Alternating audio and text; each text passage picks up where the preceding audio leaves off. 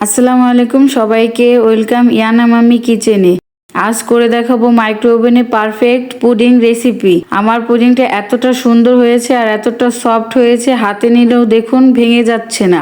আপনারাও চাইলে এই রেসিপিটা দেখে পারফেক্ট এরকম পুডিং বানিয়ে নিতে পারেন। ফার্স্টে ক্যারামেলের জন্য 2 টেবিল চামচ আমি চিনি একটা পাত্রে দিয়ে নিয়েছি। চুলার আঁচটা মিডিয়াম আঁচে রেখে দিয়েছি। এভাবে আমি হালকা একটু চিনিটাকে গলিয়ে নিচ্ছি। এখন আমি হালকা একটু নেড়েচেড়ে ব্রাউন কালার করে নেব। দেখুন আমার ক্যারামেলটা খুব সুন্দর পারফেক্ট একটা কালার চলে এসেছে। এখন আমি চুলা থেকে নামিয়ে যে পাত্রে আমি পুডিংটা বসিয়ে দেব সেই পাত্রে নিয়ে এভাবে ছড়িয়ে দিতে হবে, দিয়ে ক্যারামেলটাকে ঠান্ডা করে নিতে হবে। এখন আমি নর্মাল টেম্পারেচারে রাখা 4টা ডিম ভেঙে দিচ্ছি। এখন একটা হ্যান্ড উইক্স বা কাঁটা চামচ দিয়ে ডিমটাকে ভালোভাবে ফেটিয়ে নিতে হবে। এখন ডিমের মধ্যে হাফ কাপ চিনি অ্যাড করছি। আপনারা বাড়িয়ে কমিয়ে দিতে পারেন আপনাদের টেস্ট অনুযায়ী।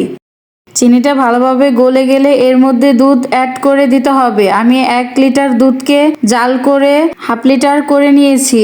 দুধটা যতটা জাল করবেন তত আপনার পুডিংয়ের টেস্টটা ভালো আসবে। এখন ডিমটার সঙ্গে দুধটাকেও ভালোভাবে মিশিয়ে নিচ্ছি।